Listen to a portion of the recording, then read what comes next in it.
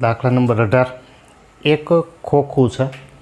એ ખોખામાં 1 થી 90 નંબર લખેલા 90 ગોળ તકતીઓ છે। એમાંથી આપણે એમ કીધું છે કે એક તકતી કાઢવાની છે। હવે એ તકતી જે આપણે કાઢીએ છીએ એના ઉપર લખેલો નંબર એ 2 અંકની સંખ્યા હોય તો પહેલાં આપણે એ ઘટનાને નામ આપી દઈએ એ। તો નીકળેલી જે તકતી છે એના ઉપર લખેલો નંબર 2 અંકની સંખ્યા હોય તે ઘટના, આવું આપણે પહેલાં વહેલા લખશું। એવી રીતે બીજી ઘટનાને આપણે કહી દઈએ બી, કે તકતી ઉપર લખેલી સંખ્યા પૂર્ણ વર્ગ સંખ્યા હોય તે ઘટના। તો હવે આપણે એની સંભાવના મેળવવી છે પી ઓફ એ અને પી ઓફ બી। તો આપણી પાસે 1 થી 90 એટલે કે કુલ 90 તકતીઓ છે, એટલે આપણે બંને માટે કુલ સંખ્યા થશે 90। આપણી પાસે સંભાવનાના સૂત્ર પ્રમાણે છેદમાં કુલ પરિણામની સંખ્યા 90।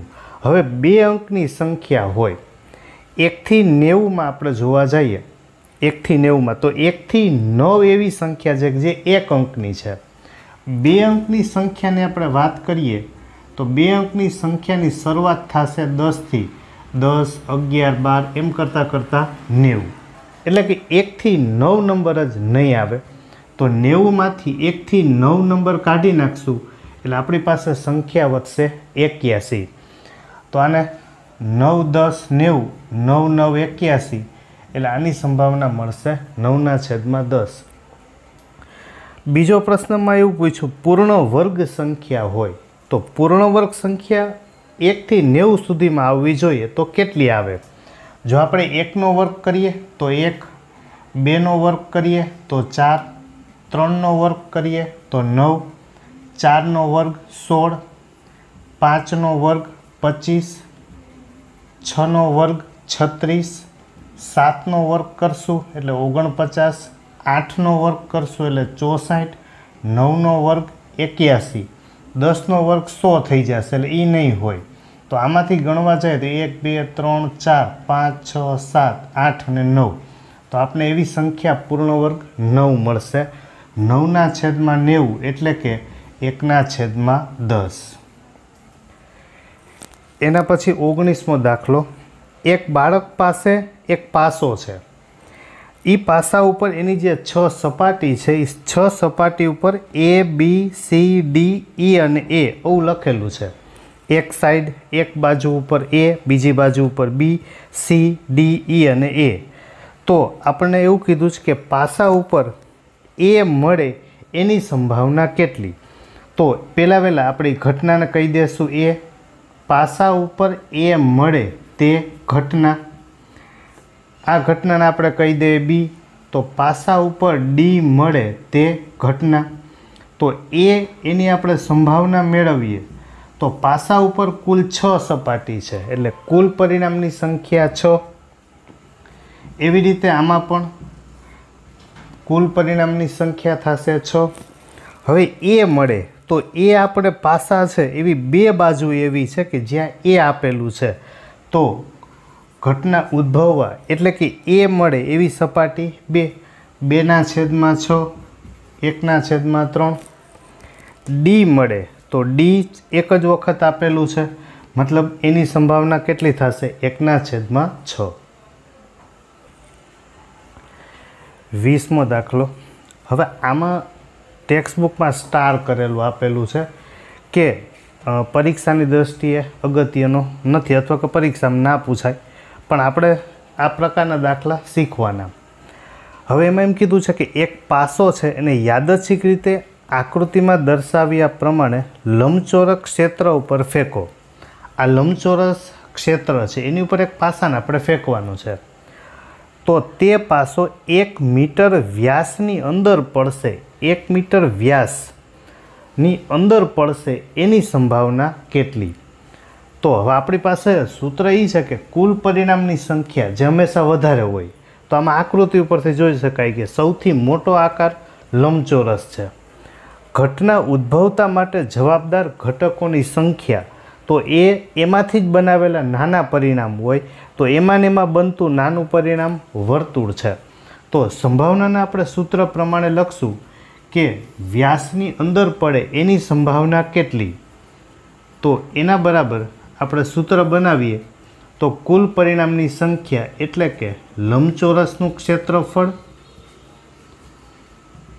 અને ઉપર આપણી પાસે છે વર્તુળ, તો એ બનશે વર્તુળનું ક્ષેત્રફળ.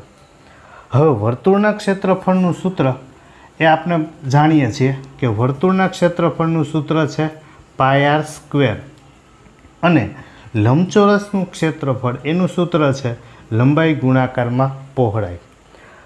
તો લંબાઈ અને પહોળાઈ આપણને આપેલા છે, ત્રિજ્યા છે એ નથી આપેલી પણ આપણે 1 મીટર વ્યાસ આપેલો છે.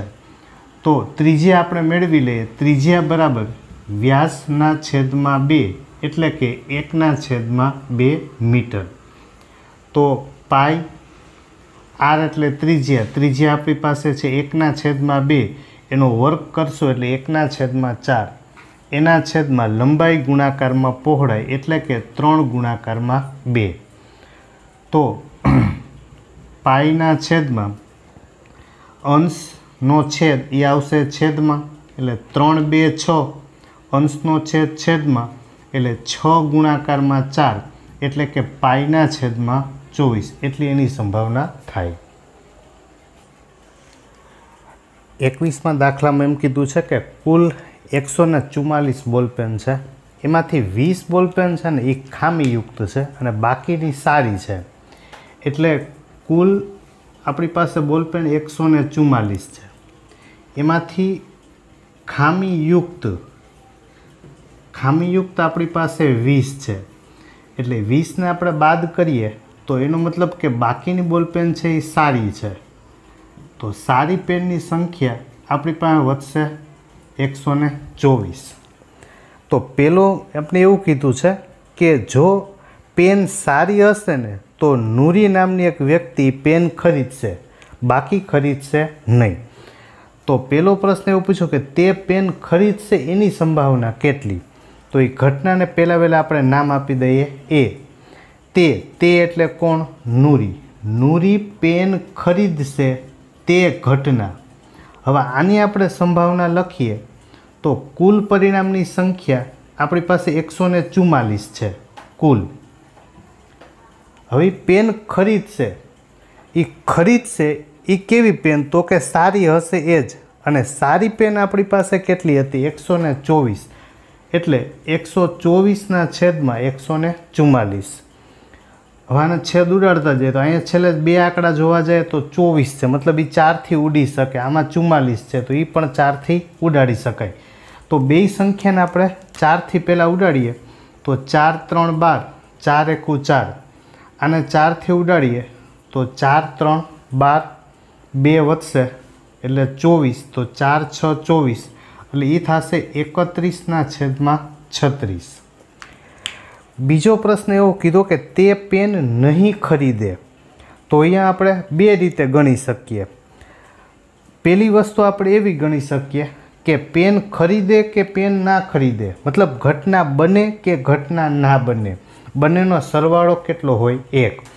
ધારો કે પેન ખરીદે એને આપણે એ કીધું છે, તો પેન નહીં ખરીદે એને આપણે કહેશું A'. તો P of A plus P of A' એના બરાબર થશે 1. તો P of A આપણી પાસે છે 31/36 પ્લસ P of A' બરાબર 1. માટે P of A' બરાબર 1 માઇનસ 31/36. હવે આના છેદમાં કાંઈ નથી એટલે 1. તો લસા લઈએ એટલે છેદનો ગુણાકાર 36 × 36, ચોકડી ગુણાકાર 36 × 36 માઇનસ 31 એટલે કે એ થશે 5/36. હવે આને બીજી રીતે આપણે એમ ગણી શકીએ કે પેન નહીં ખરીદે. પેન સારી હશે તો જ ખરીદશે. તો પેન નહીં કેવી? આપણે એવું કીધું કે પેન નહીં ખરીદે તો કેવી પેન નહીં લે? તો કે સારી નહીં હોય. સારી નહીં હોય એવી પેન આપણી પાસે કેટલી છે? તો કે 20. તો આપણે બીજી રીતે આને જોવા જઈએ તો આની સંભાવના આપણે એ રીતે ગોતી શકીએ. P of A' બરાબર સારી નથી એવી 20 અને કુલ સંખ્યા આપણી પાસે કેટલી હતી 144। તો આના છેદ ઉડાડીએ તો 4 5 20, 4થી ઉડાડશું એટલે 36, તો 5/36। તો આપણે એને બે રીતે ગણી શકીએ, એક પેલી આ રીત, બીજી આ રીત, બે રીતે આપણે એને ગણી શકશું। દાખલા નંબર 22 એમાં એમ કીધું છે કે એક બ્લુ રંગ અને એક ભૂરો રંગ ના પાસાને એક સાથે ફેંકવામાં આવે છે। હવે એક બ્લુ રંગ કોઈ પણ હોય પણ પાસાને ફેંકીએ એટલે આપણને એમાંથી ઘટકો મળશે 1 થી 6 અને એની સાથે એક ભૂરો રંગ છે તો એની ઉપર પણ આપણને સંખ્યા મળશે 1 થી 6। હવે બંને પાસાને એક સાથે ફેંકવામાં આવે છે એટલે કેવી વાત થઈ, એક હાથમાં એક બ્લુ રંગનો પાસો છે અને એક ભૂરા રંગનો છે, બેયને હું ફેંકું તો બની શકે બે ઉપર, પહેલા ઉપર 1 પડે, બીજા ઉપર 1 પડે, પહેલા ઉપર 1 પડે પણ બની શકે કે બીજા પાસા ઉપર 2 પડે, તો 1 1 1 2। તો આવી રીતે આપણે જોવા જઈએ કે પહેલા પાસા ઉપર 1 તો બીજા પાસા ઉપર 1, પહેલા પાસા ઉપર 1 તો બીજા પાસા ઉપર 2 પડે। તો આવી રીતે આપણે 6 ગુણાકારમાં 6 એટલે કુલ 36 ઘટક મળે। એ 36 ઘટક લખ્યા પછી આપણને એમ કીધું છે કે ઘટના એવી બને છે કે પાસા ઉપરનો સરવાળો, બંને પાસા ઉપરનો સરવાળો અંકોનો એ 2 થાય, 3 4 5 6 7 8 9 10 11 12 એટલે ઓછામાં ઓછો સરવાળો 2 થાય ને વધીને સરવાળો 12 થાય। તો એ દરેક ઘટના જે બને છે એની સંભાવના કેટલી? તો આપણે સૌથી પહેલાં 6 ગુણાકારમાં 6 એટલે 36 ઘટક લખીએ। તો આના 36 ઘટક લખીએ, પહેલો ઘટક થશે 1 1, બીજો ઘટક 1 2 1 3 1 4 1 5 1 6, એવી રીતે 2 1 2 2 2 3 2 4 2 5 2 6 3 1 3 2 3 3 3 4 3 5 3 6 4 1 4 2 4 3 4 4 4 5 4 6 5 1 5 2 5 3 5 4 5 5 and 5 6 6 1 6 2 6 3 6 4 6 5 and 6 6। તો આમ આપણને પહેલાં 36 ઘટકો મળ્યા। હવે આપણે એ જોવાનું છે કે પાસા ઉપરનો સરવાળો 2 થતો હોય એવા ઘટકોની સંભાવના કેટલી? તો આને આપણે સંભાવના લખશું તો પહેલાં ઘટકો ગણી લઈએ કે સરવાળો 2 થાય છે એવા કેટલા ઘટક છે। તો સરવાળો 2 થતો હોય એવો આપણી પાસે એક ઘટક છે 1 1, તો સરવાળો 2 થતો હોય એવો આપણી પાસે એક ઘટક છે 1 1 એટલે એની સંભાવના થશે 1/36। કુલ ઘટકોની સંખ્યા 36 છે। હવે સરવાળો 3 થતો હોય એવા ઘટકો, સરવાળો 3 થતો હોય, એક 1 2 થશે અને એક 2 1, આ 3 એટલે એવા આપણે કેટલા ઘટકો મળશે 2, એટલે આના ઘટકો આપણી પાસે થશે 1 2 2 1, તો 2/36। પછી સરવાળો 4 થતો હોય તો સરવાળો 4 થતો હોય એવા ઘટકો આપણે લખશું તો એક 1 3 જેનો સરવાળો કેટલો થશે તો કે 4, એવી રીતે આમાંથી 2 2 3 1 તો આ બધાનો સરવાળો થશે 4। તો સરવાળો 4 થાય એવા આપણને 3 ઘટક મળ્યા એટલે આની સંભાવના લખીએ આપણે 3/36, બાજુમાં અહીંયા ઘટકો લખતું જવાનું। પછી સરવાળો 5 થાય તો સરવાળો 5 થાય એવું આપણે જોવા જઈએ તો 4 1 2 3 3 2 4 1 1 2 3 અને 4, તો આની સંભાવના આપણે લખશું તો 4/36 થશે। સરવાળો 6 થાય તો એના માટે આપણે સરવાળો 6 થાય લખીએ તો 5 1 આ 6 થશે, 2 4 એ પણ 6 થશે, 3 3 એમાં પણ 6 થશે, 4 2 અને 5 1 તો 1 2 3 4 અને 5 તો એ થશે 5/36। પછી 7 લઈએ તો 7 લેશું તો 6 ને 1 7, 5 ને 2 7, 3 ને 4 7, 4 ને 3 7, 5 ને 2 7, 6 ને 1 7, 1 2 3 4 5 6 તો એ 7 ઘટક થશે 6/36। પછી આપણે સરવાળો જોવાનો છે 8 થાય તો 8 સરવાળો થતો હોય એવું જોવું છે તો 6 ને 2 8 થશે, 3 ને 5 8 થશે, 4 ને 4 8 થાય, 5 ને 3 8 થાય, 6 ને 2 8 થશે તો 1 2 3 4 અને 5 તો આની સંભાવના મળશે 5/36। પછી 9 સરવાળો 9 થતો હોય એવું આપણે જોવાનું છે તો સરવાળો 9 થાય 6 ને 3 9, 5 ને 4 9, 5 ને 4 9, 6 ને 3 9, 1 2 3 અને 4 તો આની સંભાવના થશે 4/36। સરવાળો 10 થતો હોય તો 10 સરવાળો જોવા જઈએ તો 4 ને 6 10, 5 ને 5 10, 6 ને 4 10 તો એવા 3 ઘટક થયા એટલે 3/36। સરવાળો 11 થતો હોય તો 5 ને 6 11, 6 ને 5 11 એવા 2 ઘટક મળશે 2/36। સરવાળો 12 થતો હોય તો 1 6 ને 6 12 એવું એક જ ઘટક મળશે એની સંભાવના થશે 1/36। હવે આપણે આમાં જોવું હોય કે આપણે લખેલો જે જવાબ છે સાચો છે કે નહીં તો જ્યારે આ બધી જ નાની નાની ઘટનાઓ બને છે તો એ બધામાં આપણે જોવા જઈએ તો બધાના છેદ સરખા છે 36 તો બધી ઘટનાઓ જે નાની નાની બને છે જેને આપણે પ્રાથમિક ઘટના કહી એક એક તો એ બધી જ ઘટના એની સંભાવનાનો સરવાળો એ 1 થવો જોઈએ તો તમે જોશો તો 1 ને 2 3, 3 ને 3 6, 6 ને 4 10, 10 ને 5 15, 15 ને 6 21, 21 ને 5 26, ને 4 30, ને 3 33, ને 2 35 ને 1 36, 36/36 એટલે કે સરવાળો થઈ ગયો 1।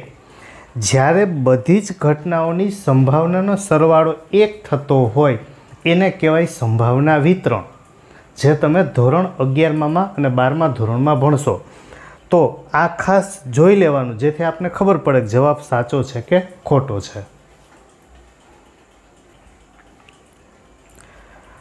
અહીંયા બીજો પ્રશ્ન એવો પૂછેલો છે કે 11 શક્ય પરિણામો મળે છે એટલે કે 2થી શરૂ કરી અને 12 સુધી એટલે શક્ય પરિણામો 2 3 4થી 12 સુધી છે એમાંના પ્રત્યેકની સંભાવના 1/11 એટલે એવું કહેવા માગે છે કે કુલ પરિણામ 11 છે અને એમાંથી 2 સરવાળો થતો હોય એવો એક ઘટક છે, 3 સરવાળો મળે એવું 3 એક વખત આવે છે તો શું આપ આ દલીલ સાથે સહમત છો એવું પૂછેલું છે। હવે એક દલીલ કરવામાં આવે છે તો વાસ્તવમાં જોવા જઈએ તો 2 સરવાળો થતો હોય એવો આપણી પાસે ઘટક 1 છે મતલબ એ ઘટના 1 બને છે। સરવાળો 3 થતો હોય એવી 2 ઘટના બને છે એટલે પહેલી વાત તો એ કે આ પ્રાથમિક ઘટના નહીં થાય। હવે આપણે જોવા જઈએ તો આ 1 ઘટક મળે, આમાં 2 ઘટક મળે, આમાં 3 ઘટક મળે, આમાં 4 ઘટક મળે, આમાં 5 ઘટક મળે, આમાં 6 મળે તો બધામાં ઘટકોની સંખ્યા એટલે કે ઘટના બનવાની સંખ્યા બધામાં જુદી જુદી છે, એક પણમાં એક સરખી રહેતી નથી તો એને આધારે આપણે આ કહી શકીએ કે સહમત છો તો આપણે એનો જવાબ લખશું ના, કારણ કે આમાં બનતી બધી જ ઘટનાઓ છે એ સમસંભાવી નથી। અહીંયા બધામાં ક્રમ, આમાં એક ઘટના બને છે, આમાં 2 બને છે, આમાં 3 બને છે, બધામાં એક સરખા છે નહીં માટે એ સમસંભાવી નથી તો આપણે આ દલીલ સાથે સહમત થશું નહીં।